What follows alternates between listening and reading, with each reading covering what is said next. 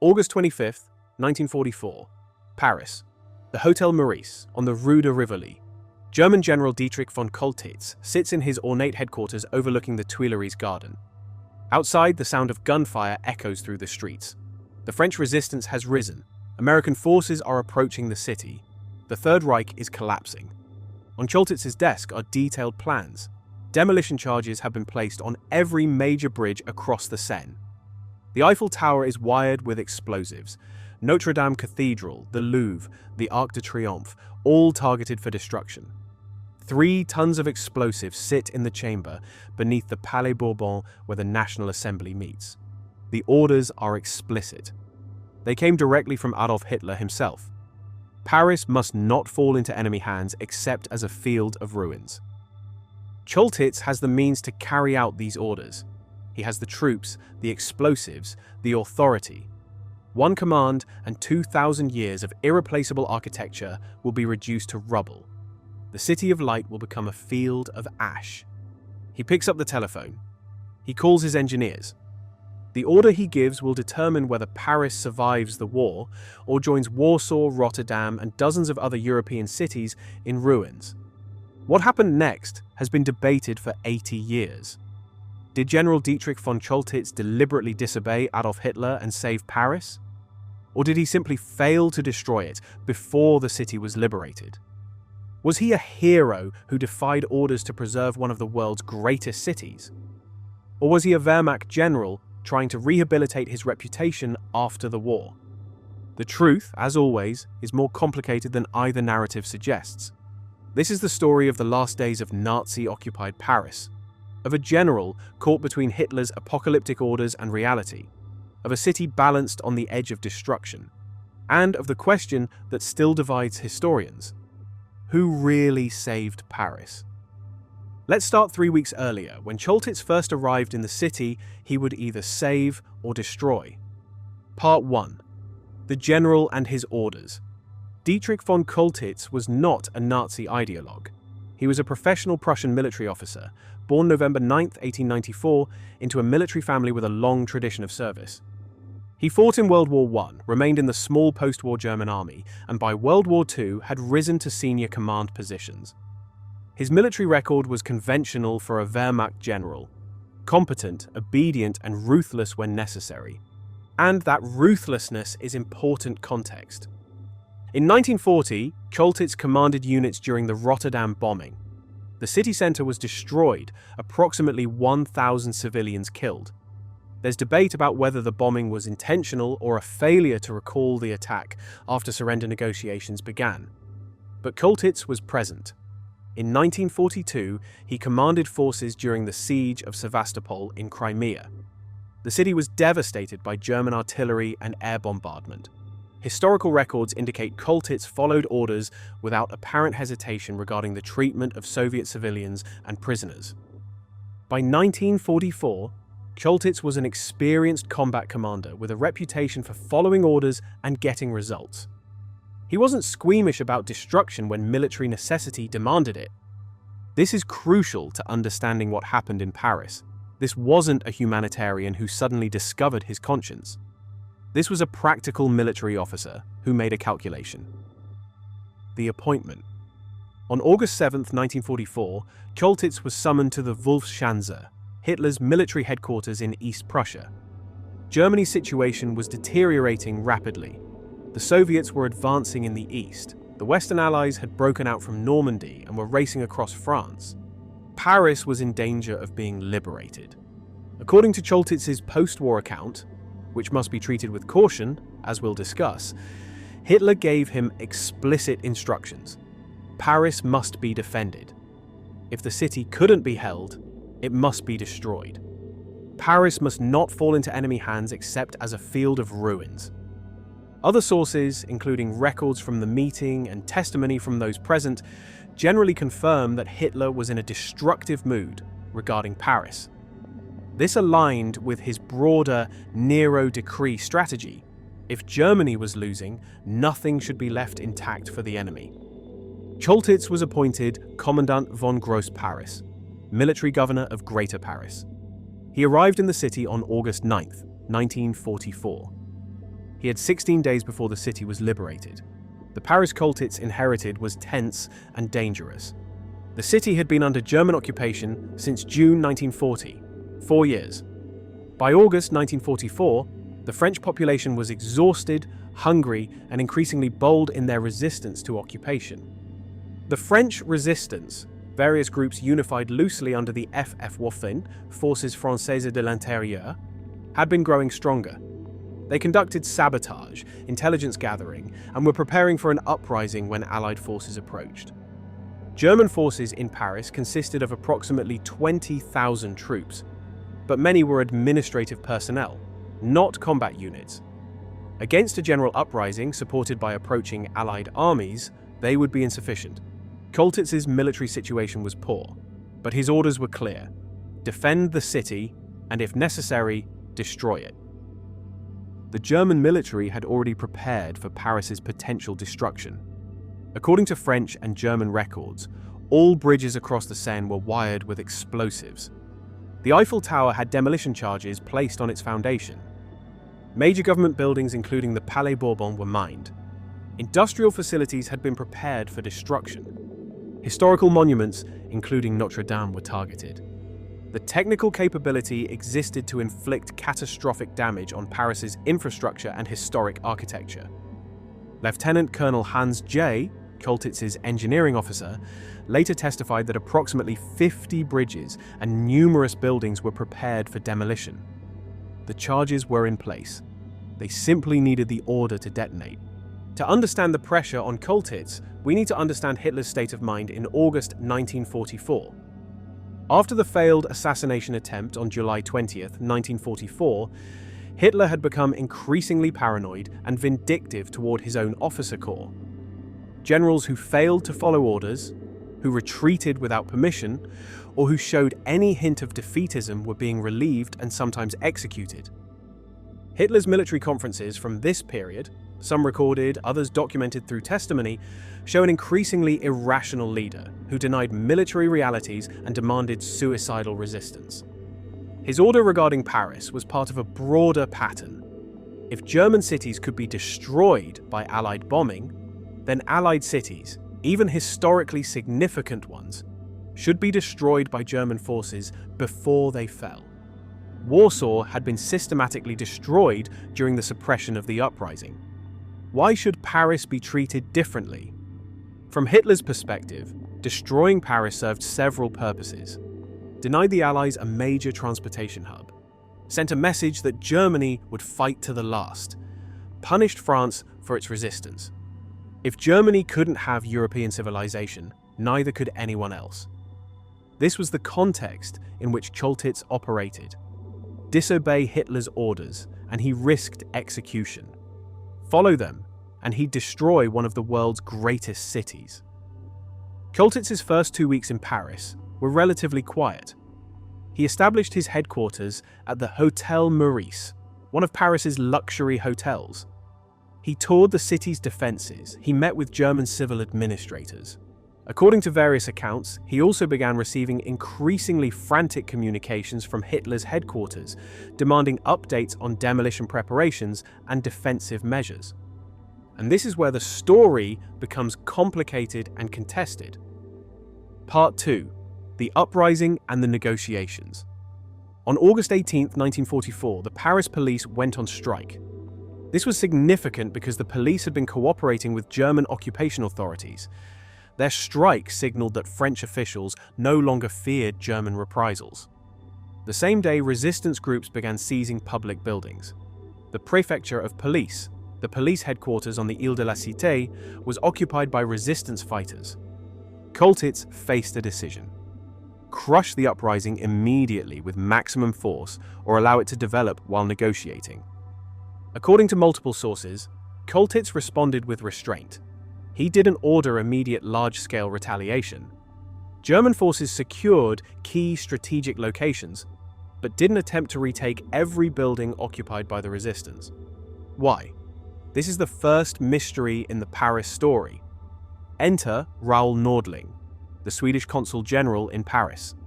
Sweden was neutral, making Nordling a potential intermediary between Germans, French resistance, and approaching Allied forces. According to Nordling's own account, published after the war, and Choltitz's memoirs, Nordling began visiting Choltitz's headquarters in mid-August. Their conversations allegedly covered the military situation. Choltitz knew it was hopeless. The destruction orders. Choltitz showed Nordling the demolition plans. Possibility of limiting bloodshed. Whether Paris could be declared an open city to prevent fighting. These conversations are documented, though exactly what was said remains debated.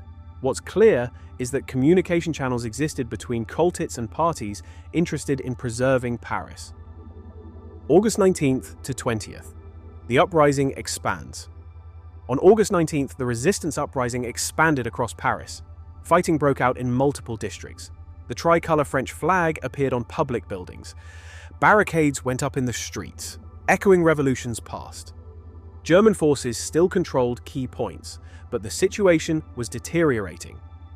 Choltitz had enough strength to suppress the uprising brutally, but probably not enough to both suppress the uprising and defend against approaching Allied armies. Historical records show Choltitz requesting reinforcements from German command. He was denied. Germany had no reserves to spare. He was told to hold with what he had and, if necessary, carry out the destruction orders. The ceasefire. On August 20th, a temporary ceasefire was arranged between German forces and the resistance, mediated by Nordling and other intermediaries. This ceasefire is crucial evidence in the debate about Choltitz's intentions. Why would a German commander agree to a ceasefire with an insurgency he was ordered to crush? The official German explanation: to evacuate German civilians and wounded before final battle. The resistance explanation: Choltitz was stalling, waiting for Allied arrival. The ceasefire lasted less than a day before breaking down, but it demonstrated that Choltitz was willing to negotiate rather than immediately implementing maximum violence. Communication with Allied command. Here's where the story gets even more interesting. According to multiple accounts, messages were being passed from Choltitz through intermediaries to Allied command. The exact content of these messages is disputed, but the general thrust was Paris was rising in revolt. German forces were insufficient to both crush the uprising and defend the city. Massive destruction would occur unless Allied forces arrived quickly. Choltitz was open to negotiation regarding the city's surrender. General Dwight Eisenhower, the Allied Supreme Commander, had originally planned to bypass Paris. The city wasn't strategically necessary, and occupying it would require diverting resources to feed the civilian population. But faced with a potential uprising and destruction, Eisenhower changed his plans. He authorized French General Philippe Leclerc's 2nd Armored Division to advance on Paris immediately. The question historians debate: was Choltitz deliberately signaling that he wanted Allied forces to arrive before he was forced to destroy the city? Or was this standard military intelligence about the situation? August 23rd, Hitler's direct order. On August 23, 1944, with the situation deteriorating and Allied forces approaching, Choltitz received a direct communication from Hitler's headquarters. The order, according to German military records, was explicit. Paris must not fall into enemy hands, or if it does, the enemy must find there nothing but a field of ruins. The order then specifically demanded confirmation that demolitions had been prepared and would be executed. Choltitz was required to respond, confirming compliance. According to Choltitz's post-war account, he sent an acknowledgement but did not actually order the demolitions executed. He was now actively disobeying direct orders from Hitler. However, some historians question this narrative. Was Choltitz deliberately delaying, or was he simply unable to carry out the destructions because events were moving too fast? August 24th to 25th, the liberation. On the evening of August 24th, elements of Leclerc's 2nd Armored Division entered Paris. Fighting erupted at German strongpoints throughout the city. Choltitz remained in his headquarters at the Hotel Meurice. He still had not ordered the demolitions executed. Why not? This is the central question. According to Choltitz, in his memoirs Is Paris Burning?, published in the 1950s, He had decided that destroying Paris served no military purpose and would be an act of vandalism against civilization. He deliberately disobeyed Hitler's orders. According to skeptical historians, Choltitz simply ran out of time. The speed of Allied advance and the chaos of the uprising meant he couldn't organize the demolitions before German forces were overwhelmed. The truth might be somewhere in between. On the morning of August 25th, French forces reached the Hotel Meurice. After brief fighting, Choltitz surrendered. He was taken to the Préfecture de Police, where he formally signed surrender documents. Paris was liberated. The bridges stood intact. The Eiffel Tower still dominated the skyline. Notre-Dame remained whole. The city had survived. Part 3. The controversy: hero or opportunist? After the war, Choltitz's story gained international attention through several channels. 1950, Choltitz and Nordling co-authored accounts of the liberation emphasizing Choltitz's decision to save Paris. 1965, the book Is Paris Burning? By Larry Collins and Dominique Lapierre portrayed Choltitz as a hero who defied Hitler. 1966, the film Is Paris Burning? Featuring Gert Fröber as Choltitz popularized this narrative. The story was compelling.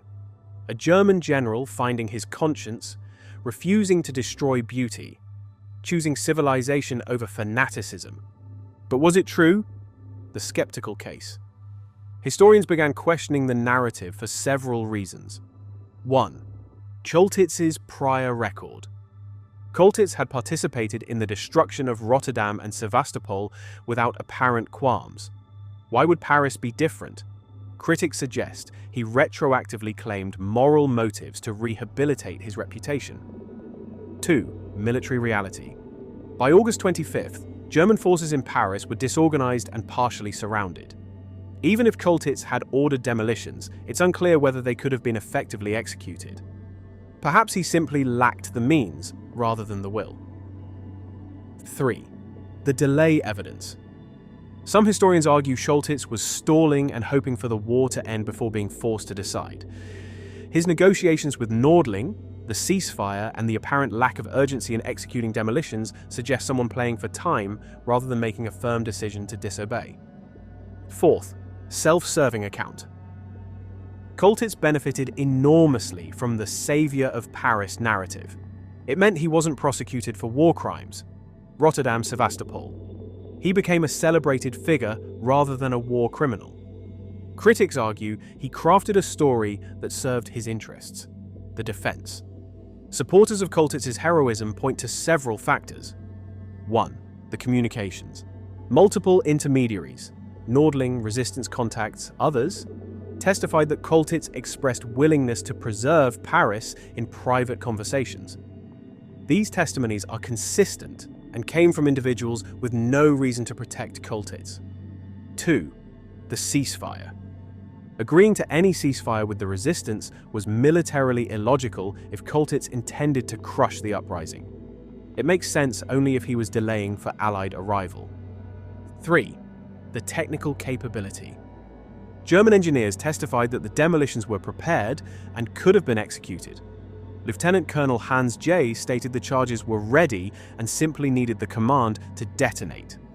If Choltitz had wanted Paris destroyed, he had the means. 4. The risk. Disobeying Hitler in August 1944 was extraordinarily dangerous. Generals had been executed for less. If Choltitz was inventing a story later, why risk his life at the time by not at least attempting partial demolitions? What do primary sources tell us? Let's look at documented facts. Confirmed demolition charges were placed on bridges and key buildings. Hitler issued orders for Paris's destruction. Multiple sources confirm. Choltitz held back from maximum force against the uprising. He negotiated with intermediaries including Nordling. He did not order demolitions executed before surrendering. Paris survived intact. Disputed whether Choltitz made a firm decision to save Paris or simply delayed. His motivations: moral versus practical. Whether he communicated his intentions to disobey to anyone. Whether he could have actually destroyed Paris even if he tried. The French perspective. Interestingly, French accounts from resistance members and Paris residents are mixed. Some credit Choltitz with restraint. Others argue the resistance uprising and rapid Allied advance prevented destruction, not Choltitz's choices.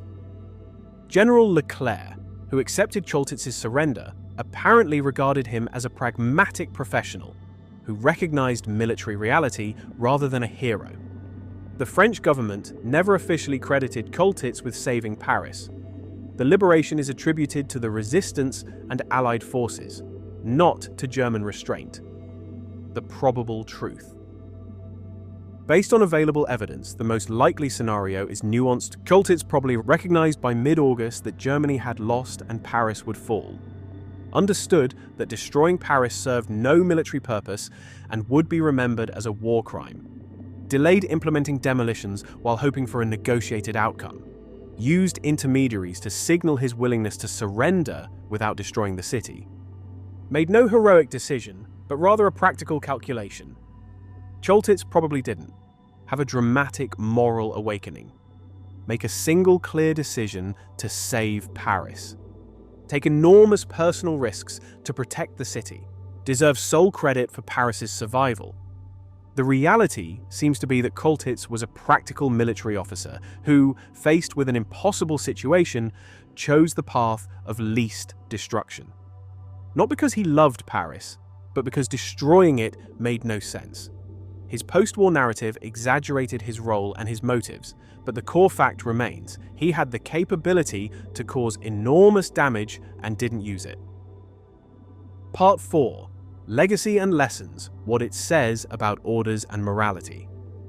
The Paris story raises uncomfortable questions about following orders. Officers throughout history have faced similar dilemmas. When do you obey illegal or immoral orders? When do you disobey? Choltitz's case is ambiguous because we don't know if he actively chose to disobey or simply ran out of time to obey. But the question remains relevant. Should he be credited with saving Paris? Or should we only credit those who clearly, deliberately, and at personal risk choose morality over orders? Choltitz after the war. Dietrich von Choltitz lived until 1966. He was never prosecuted for war crimes. His role in Rotterdam and Sevastopol was overshadowed by the Saviour of Paris narrative. He participated in the book and film Is Paris Burning? And benefited from his reputation as the general who refused to destroy Paris. Whether this reputation was deserved remains debated by historians, but it certainly served him well. The final question. So was Dietrich von Choltitz, the Nazis' Schindler, a German officer who defied evil orders to save innocent lives and irreplaceable culture? Or was he simply a pragmatic general who recognized military reality and avoided pointless destruction? The answer matters less than we might think. Paris survived. That's what's important. Whether it survived because of Choltitz's heroism or despite his hesitation, the result was the same. A city was saved. But for historical accuracy, we should acknowledge the complexity. Choltitz was no saint. His record before Paris included participation in operations that killed thousands of civilians. He was a career military officer who followed orders throughout most of his career. But, in Paris, facing an impossible situation, ordered to destroy one of the world's greatest cities for no military gain, he chose not to. Whether this was a moral decision, a practical calculation, or simply running out of time, the outcome was positive. Perhaps that's enough. Perhaps we don't need to make him a hero to acknowledge that his choices, or lack of choices, resulted in a better outcome than they could have. The city that survived. Today, Paris stands as it did in 1944. The Eiffel Tower dominates the skyline.